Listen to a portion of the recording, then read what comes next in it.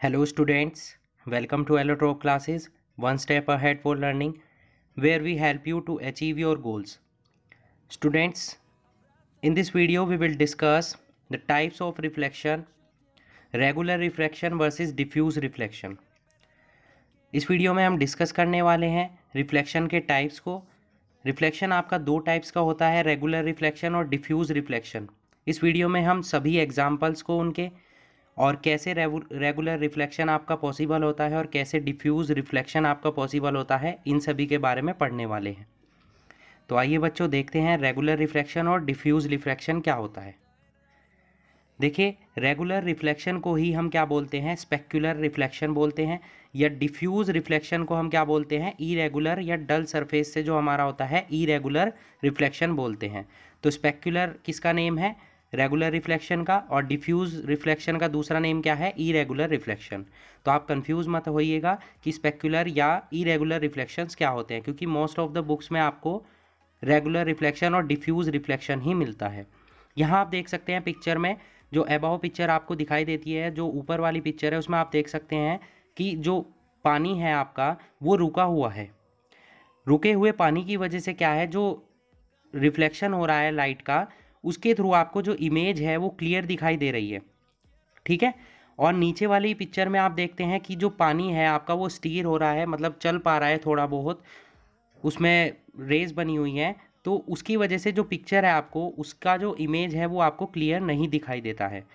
तो इन्हीं को हम बोलते हैं रेगुलर रिफ्लेक्शन और डिफ्यूज़ रिफ्लेक्शन। जो ऊपर वाली इमेज है आपको, जो जिसमें आपको क्लियर रिफ्लेक्शन दिखाई दे रहा है, इमेज दिखा दे रही है, वो हमारा है रेगुलर या स्पेक्युलर रिफ्लेक्शन। और नीचे जिसमें इमेज क्लियर नहीं बन पा रही है वो हमारा होता है डिफ्यूज़ या इरेगुलर रिफ्लेक्शन। ओके, यहाँ भी आप देख सकते हैं सेम पिक्चर है। स्पेक्युलर रिफ्लेक्शन और डिफ्यूज़ रिफ्लेक्शन में क्लियरली आपको दिखाई दे रहा होगा कि फर्स्ट में आप इमेज क्लियर देख पा रहे हैं, जबकि सेकंड में आपको इमेज क्लियर नहीं दिखाई दे रही है सेम बिल्डिंग की। ओके, तो फर्स्ट जो हमारा रिफ्लेक्शन होता है, जिसे हम क्या बोलते हैं, रेगुलर रिफ्लेक्शन या स्पेक्युलर रिफ्लेक्शन, ये कब पॉसिबल होता है, जब भी लाइट का बीम आता है। बीम ऑफ लाइट क्या होता है, जब बहुत सारी रेज, पैरेलल रेज एक साथ चलती है तो उसे हम बीम ऑफ लाइट बोलते हैं।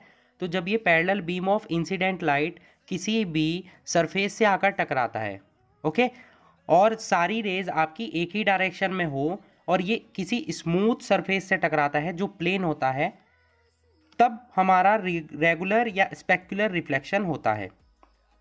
ओके, इसमें क्या होता है कि जो पैरेलल रेज आती हैं उनमें वो रिफ्लेक्शन के बाद भी क्या होता है, पैरेलल ही रहती है, केवल एक ही डायरेक्शन में रिफ्लेक्ट होती हैं। इसी वजह से आपको जो इमेज है वो क्लियर दिखाई दे पाती है, ठीक है। ये रेगुलर रिफ्लेक्शन आपका केवल और केवल स्मूथ सरफेसेस, जैसे कि प्लेन मिरर या कोई ऐसा सरफेस जिस पर कि पॉलिश हुई हुई हो, जो क्लियर हो, बिल्कुल रफ ना हो, केवल वो स्मूथ हो, तो उसी से ही रेगुलर रिफ्लेक्शन हमारा पॉसिबल हो पाता है। क्लियर? जैसे कि हम इनके एग्जांपल ले लेते हैं। जब भी किसी प्लेन मिरर पर कोई भी लाइट का बीम डलता है, आकर पैरेलल बीम ऑफ लाइट डलती है, तो वो सभी को रिफ्लेक्ट कर देती है केवल एक ही डायरेक्शन में। इस तरीके से हम कह सकते हैं कि प्लेन मिरर हमेशा रेगुलर रिफ्लेक्शन ऑफ लाइट ही बनाता है, शो करता है। ओके, तो जो हमारी इमेजेस बनती है रेगुलर रिफ्लेक्शन के थ्रू ही बन पाती है, जिन्हें हम देख पाते हैं। क्लियर? अगर हम कोई भी स्मूथ सरफेस लें, जैसे कि हमारा प्लेन मिरर जो कि हम घर में यूज़ करते हैं, ड्रेसिंग टेबल पर हमारे होता है, उसमें क्या होता है, वो एक क्लियर इमेज को बना पाता है। उसका रीज़न रेगुलर रिफ्लेक्शन ही होता है। अगर कोई भी हाईली पॉलिश्ड मेटल सरफेस हो आपका, या रुका हुआ पानी हो, जैसे कि अभी आपको मैंने इमेज में दिखाया है, वो हमेशा रेगुलर रिफ्लेक्शन ही बनाते हैं, शो करते हैं, और उनकी वजह से हमें इमेज क्लियर दिखाई दे पाती है। ठीक है, ये किस रीज़न की वजह से है, ये इस रीज़न की वजह से है क्योंकि पॉलिश्ड मेटल ऑब्जेक्ट हो या स्टिल वाटर हो, वो सभी रिफ्लेक्ट लाइट रेज को एक ही डायरेक्शन में रिफ्लेक्ट करते हैं। इस तरीके से एक पॉलिश्ड वुडन टेबल हो जो स्मूथ हो, वो भी हमारी रेगुलर रिफ्लेक्शन ऑफ लाइट ही शो करती है। आइए देखते हैं कैसे होता है इनमें रेगुलर रिफ्लेक्शन। यहाँ आप देख सकते हैं फर्स्ट इमेज में आपको दिखाई दे रहा है, नीचे वाला जो सरफेस है वो प्लेन है। प्लेन होने की वजह से जो लाइट उस पर आई है, जो बीम ऑफ लाइट उससे आकर टकराया है वो रिफ्लेक्शन के बाद भी एक ही डायरेक्शन में रहे हैं सारी लाइट की रेज, जबकि जो दूसरा है हमारा रफ सरफेस है उससे लाइट रेज टकराने के बाद क्या है अलग अलग डायरेक्शन में मूव करने लगी है। अलग अलग डायरेक्शन में मूव करने वाले रिफ्लेक्शन को हम क्या बोलते हैं, डिफ्यूज या इरेगुलर रिफ्लेक्शन। ओके, जिसे कि हम अभी आगे पढ़ने वाले हैं सेकंड पार्ट में। यहाँ आप देख सकते हैं स्टिल वाटर है तो आपको माउंटेन की इमेज कितनी क्लियर दिखाई दे रही है, क्योंकि पानी आपका रुका हुआ है। जितनी भी लाइट रेज आपकी यहाँ पर सरफेस से आकर टकराती हैं वो एक ही डायरेक्शन में रिफ्लेक्ट होती हैं, जिससे कि इमेज क्लियर बन जाती है। सिमिलरली हमने प्लेन मिरर की बात की है। देखिए बच्चे की इमेज आपको क्लियर दिखाई दे रही है, ये कितनी क्लियरली अपनी इमेज को देखकर कितना हैप्पी हो रहा है, ये आप देख सकते हैं। ये हमारा रेगुलर रिफ्लेक्शन के ही थ्रू है। यहाँ आप देख सकते हैं एक हमारे पास टेबल है, पॉलिश टेबल है। आप देख सकते हैं इसके सरफेस पर आपको लाइट कितनी क्लियर दिखाई दे रही है, क्योंकि जो इसका सरफेस है वो हाईली पॉलिश्ड है। हाईली पॉलिश्ड होने की वजह से आप कई बार देखते होंगे कि कोई टेबल आपकी रफ़ है, उसमें आप अपना फेस नहीं देख पाते हैं, आपको अपनी शेडो नहीं दिखाई दे पाती है। जबकि जो क्लियर होती है, प्लेन सरफेस होता है, जिसका स्मूथ सरफेस होता है जिस टेबल का, उसमें आप अपनी इमेज को क्लियरली देख पाते हैं, अपनी शेडो को देख पाते हैं। ओके, तो रेगुलर रिफ्लेक्शन हमारा मैंने आपको बताया केवल और केवल स्मूथ सरफेस के थ्रू ही या पॉलिश सरफेस के थ्रू ही पॉसिबल है। कैसे पॉसिबल है, क्योंकि इसमें क्या होता है कि जो लाइट रेज आपकी आकर टकराती हैं बीम ऑफ लाइट, वो केवल एक ही डायरेक्शन में होती है, और रिफ्लेक्शन के बाद जो एक ही डायरेक्शन में वो क्या होती है, रिफ्लेक्ट होती है।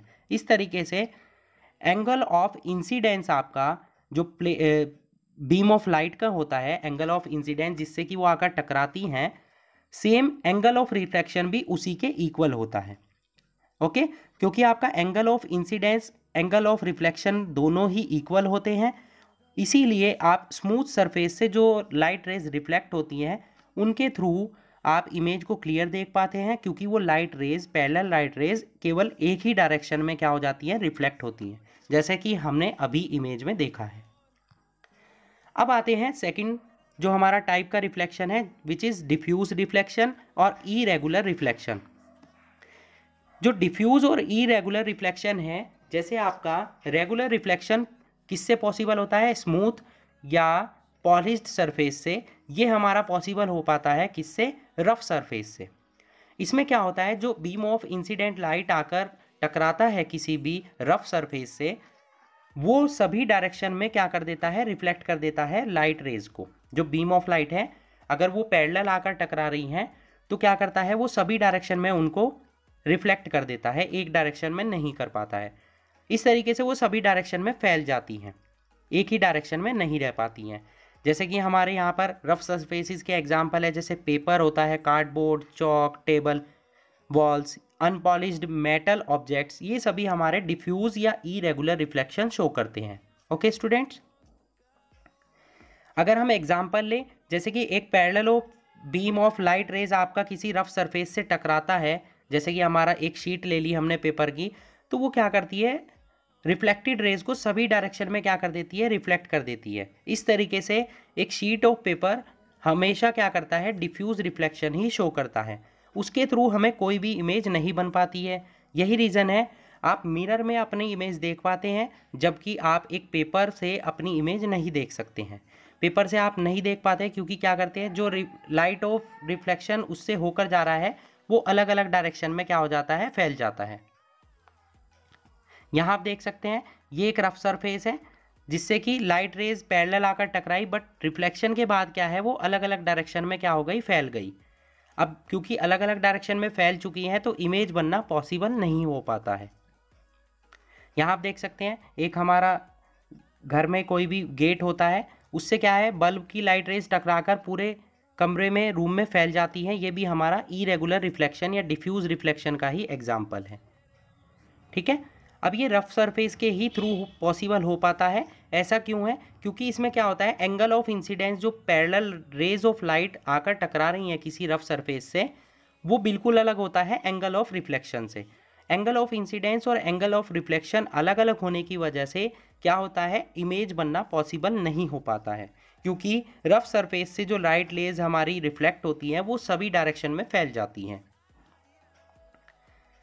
ओके, अब यहाँ रीज़न क्या है, यहाँ आपको ध्यान से समझना है कि डिफ्यूज रिफ्लेक्शन का जो लाइट का डिफ्यूज रिफ्लेक्शन हो रहा है उसका मतलब ये नहीं है कि जो लॉ ऑफ रिफ्लेक्शंस आपने पढ़े हुए हैं वो फेल हो चुके हैं। इससे प्रीवियस वीडियो में मैंने आपको लॉज ऑफ रिफ्लेक्शन के बारे में पढ़ाया था। अगर आपने वो वीडियो नहीं देखा है तो आप चैनल पर जाकर सर्च कर सकते हैं laws of reflection of light allotrope classes, आपको वो वीडियो मिल जाएगा। ओके, आप उस वीडियो को भी पढ़िएगा। डिफ्यूज रिफ्लेक्शन का मतलब ये नहीं हुआ कि आपका लॉज ऑफ रिफ्लेक्शन आपके फेल हो गए हैं।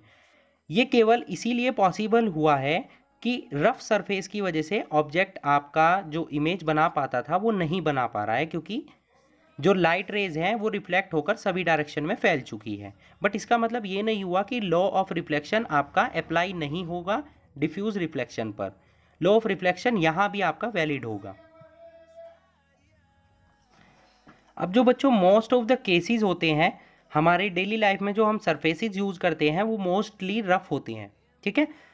वो डिफ्यूज रिफ्लेक्शन ऑफ लाइट ही शो करते हैं, मींस लाइट को जो उन पर आकर टकराती है वो सभी डायरेक्शन में क्या कर देते हैं, फैला देते हैं, ठीक है। जो हम ऑब्जेक्ट्स देख पा रहे हैं वो स्कैटरिंग ऑफ लाइट की वजह से ही देख पाते हैं, क्योंकि वो सभी डायरेक्शन में फैल जाते हैं, ठीक है। फॉर एग्जाम्पल, एक बुक किसी टेबल पर रखी हुई है और हमें उस बुक को रूम के किसी भी पार्ट से देख पा रहे हैं। क्यों देख पा रहे हैं? क्योंकि डिफ्यूज रिफ्लेक्शन ऑफ लाइट हो रहा है उसके सरफेस से।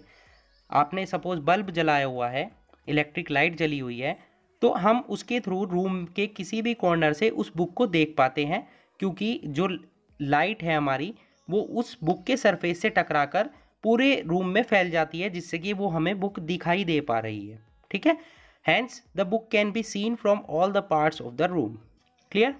यहाँ आप देख सकते हैं ये बुक आपकी टेबल पर रखी हुई है, आप रूम में हैं किसी, तो उस रूम के हर पार्ट से आप इसे देख पाते हैं अगर आपने लाइट ऑन की हुई है या सनलाइट की प्रेजेंस में, क्योंकि लाइट जो आकर इससे टकराएगी ये क्या करेगी, एक रफ सरफेस है तो उस लाइट को सभी डायरेक्शन में क्या कर देगी, रिफ्लेक्ट कर देगी, स्कैटर कर देगी। स्कैटरिंग की वजह से ही ये बुक आपको रूम के किसी भी पार्ट से दिखाई देगी। ओके, सिमिलरली अगर सिनेमा स्क्रीन में आप बैठे हुए हैं, मूवी देख रहे हैं, तो वो सिनेमा की स्क्रीन भी एक रफ स्क्रीन होती है जो कि डिफ्यूज रिफ्लेक्शन ही शो करती है।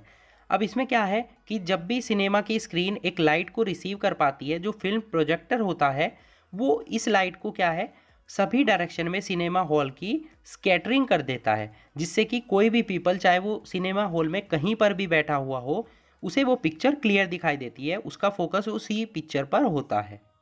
यहाँ देख सकते हैं, सपोज बहुत सारी ऑडियंस है, आप एक मूवी देख रहे हैं, क्लिप देख पा रहे हैं, चाहे वो सिनेमा हॉल के किसी भी कॉर्नर से हो, आप देख पाते हैं, क्योंकि ये डिफ्यूज रिफ्लेक्शन की वजह से पॉसिबल हो पा रहा है। ओके, एक बॉल है, यहाँ हमने बॉल का एग्जांपल इसीलिए लिया है। अब हम कंबाइन पढ़ेंगे आपके रेगुलर रिफ्लेक्शन और डिफ्यूज रिफ्लेक्शन को। ये बॉल है हमारे पास, जो इसका सरफेस अबव सरफेस है जहाँ पर लाइट क्लियर पड़ पा रही है, वहाँ से आप देख सकते हैं कि रेगुलर रिफ्लेक्शन हो रहा है, जबकि इसका नीचे वाला एरिया है जहाँ शेडो बन पा रही है, वहाँ से डिफ्यूज रिफ्लेक्शन होगा। क्लियर? यहाँ एक आपकी सी है या कोई भी लेक है, वहाँ पर क्या है, ये डाइवर्स बैठे हुए हैं। अगर इमेज नहीं बन पा रही है, रफ सरफेस है, या पानी आपका हिल रहा है, स्टिल नहीं है, तो स्टिल वाटर में क्या होगा, इमेज क्लियर बन पा रही है। आप देख सकते हैं सेकंड वाले में रेगुलर रिफ्लेक्शन में, क्योंकि रिफ्लेक्टिंग लाइट सारी एक ही डायरेक्शन में है।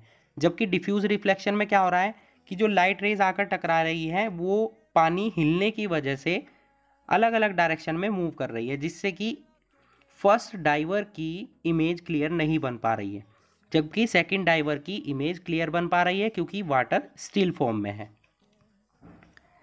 यहाँ आप देख सकते हैं दोनों के बीच में डिफरेंसेस है रेगुलर रिफ्लेक्शन और डिफ्यूज रिफ्लेक्शन में, जो मैंने अभी आपको पढ़ाया है कि रेगुलर रिफ्लेक्शन स्मूथ सरफेस की वजह से पॉसिबल होता है, क्योंकि ये सभी सेम डायरेक्शन में रिफ्लेक्ट करता है, एक ही डायरेक्शन में रिफ्लेक्ट करता है लाइट रेज को। जबकि डिफ्यूज रिफ्लेक्शन आपका रफ सरफेस की वजह से पॉसिबल हो पाता है, क्योंकि ये अलग अलग डायरेक्शन में स्कैटरिंग कर देता है लाइट रेज की। ओके, तो आई होप आपको रेगुलर रिफ्लेक्शन, जिसको हम स्पेक्युलर रिफ्लेक्शन बोलते हैं, और डिफ्यूज रिफ्लेक्शन, जिसको हम इरेगुलर रिफ्लेक्शन भी बोलते हैं, इन दोनों के बीच में डिफरेंसेस और इनके एग्जांपल्स अच्छे से क्लियर हो चुके होंगे। तो that's it for today. Hope you enjoyed the video and thanks for watching.